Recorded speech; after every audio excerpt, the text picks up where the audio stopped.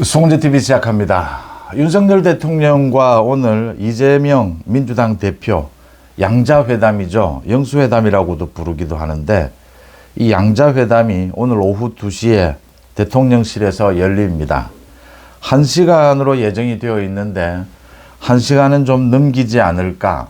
윤 대통령이 이재명 대표와 이렇게 양자회담을 갖는 것, 총선이 지나고 난 다음에 소통을 강화한다. 국민들과의 소통도 강화하고 민주당과 협치를 할 수 있는지 탐색전으로 보입니다.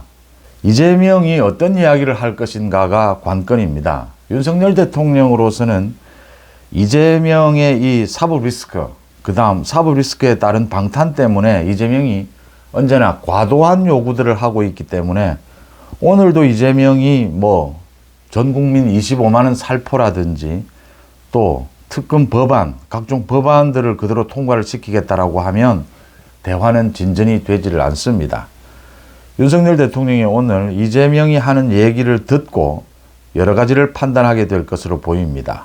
이재명이 오늘 회담에서 의사 증언 부분, 지금 현안이 되고 있는 이 의사 증언 부분과 관련해서 지금 절반 정도까지, 2,000명에서 절반 정도까지 이렇게 정부와는 융통성 있게 되어 있는데 지금 의사협회에서 계속 반발을 하고 있습니다.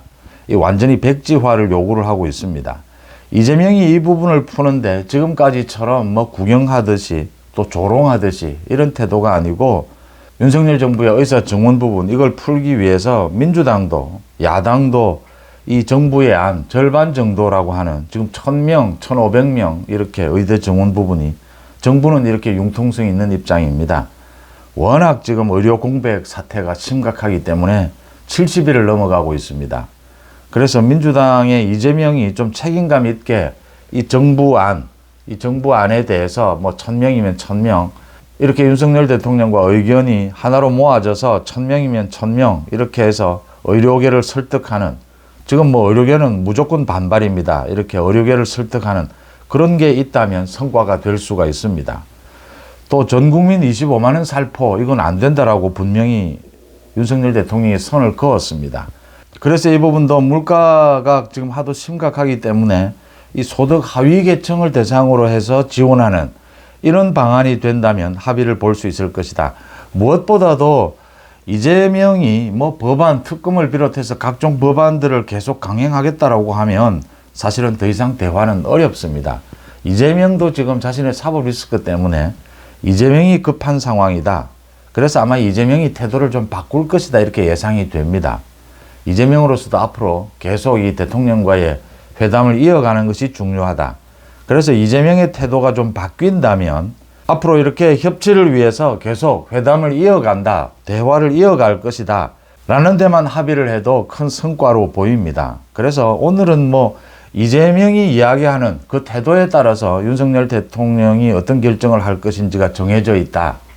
이재명이 어느 정도 수위의 요구를 할 것이냐, 그 부분에 따라서 앞으로 이 양자회담이 계속될 것이냐, 계속되지 않을 것이냐, 그게 결정될 걸로 보입니다. 이재명이 상당히 급한 만큼 태도가 바뀌지 않겠느냐. 그러니까 의사 증언 부분이라든지 여기에 민주당이 협조를 하겠다. 또 25만 원 살포도 융통성 있게 조정을 하자. 물가 부분도. 이렇게 나오면 이런 합의안과 또 앞으로 계속 양자회담을 계속할 수 있다라는 이런 합의안이 발표가 될 걸로 보입니다. 성과가 나올 걸로 보입니다. 윤 대통령 입장에서도 이재명을 만나기로 한 만큼 어느 정도 성과가 나오는 것이 필요하기 때문에 이재명의 태도에 따라서 상당히 이 융통성 있게 결정이 될 것이다 이렇게 보입니다.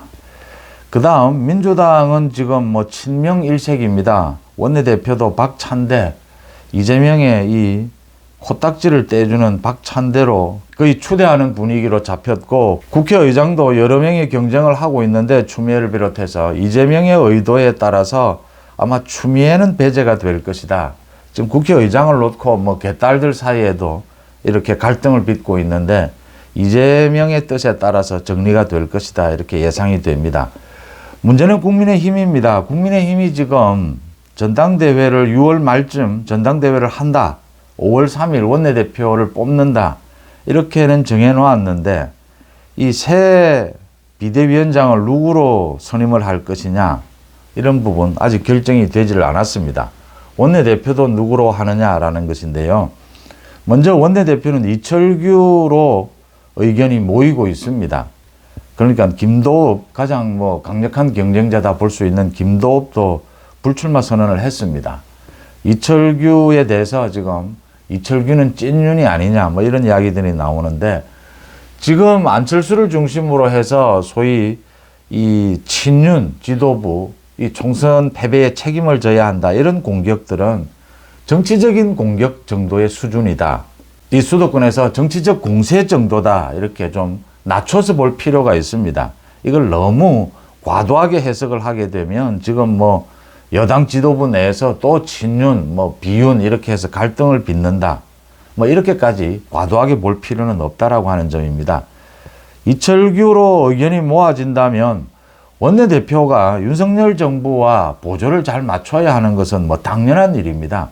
그래서 이철규로 모아진다면 이철규가 굳이 총선의 패배에 책임이 있다라고 해서 이철규를 배제할 부분은 아니다. 앞으로 국민의힘의 정당 운영에 있어서 가장 중요한 것은 정말 원팀이 될 수 있느냐, 이게 가장 중요합니다. 비윤까지 모두 끌어안을 수 있어야 한다. 윤석열 정부와 보조도 잘 맞춰야 하지만 윤석열 정부 보완도 해야 된다, 이런 점입니다. 그런 점에서 이제 이철규가 원내대표가 된다면 당대표는 누가 될 것이냐. 이철규가 주선을 해서 윤 대통령이 나경원을 만나기도 했다.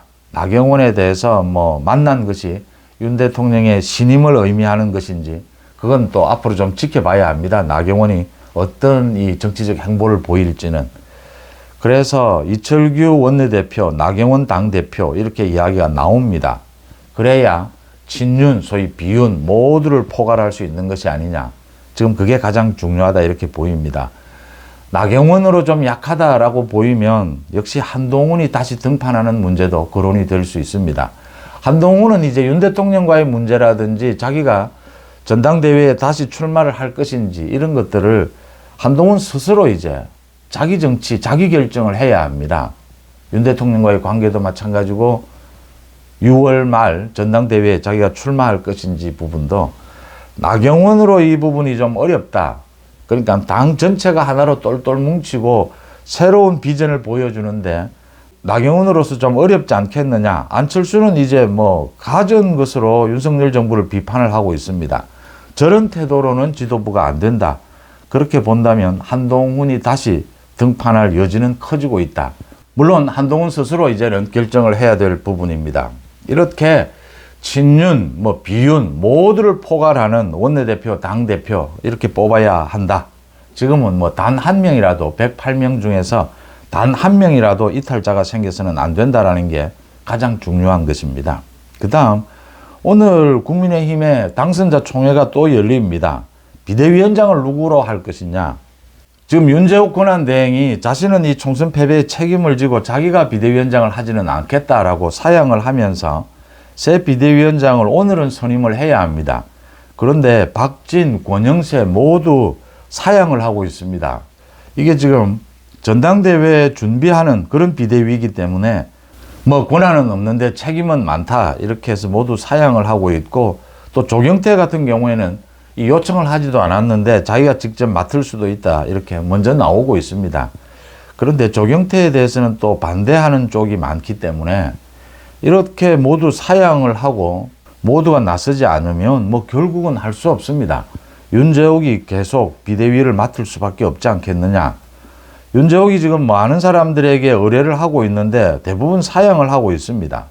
그러니까 비대위원장을 맡을 정도의 사람들은 사양을 하고, 반대하는 그룹이 많은 쪽에서는 또 비대위를 맡겠다, 조경태처럼 이런 경우가 있기 때문에 이게 조정이 되지 않는다면 윤재욱이 계속 비대위를 맡을 수밖에 없는 그런 상황으로 가고 있습니다. 오늘 윤재욱이 어떤 다른 대안을 내놓을지 한번 지켜볼 대목입니다. 윤 대통령이 이재명과 만나서 오늘 회담을 엽니다. 이재명의 태도에 앞으로 회담이 계속될 것인지, 아니면 어쩔 수 없이 윤 대통령이 민주당 이재명을 제외하고 국민들과의 협치, 국민들과의 소통을 강화하는 쪽으로 가게 될지, 모든 것은 이재명의 태도에 달렸다, 이렇게 보입니다. 송재TV 마칩니다. 고맙습니다.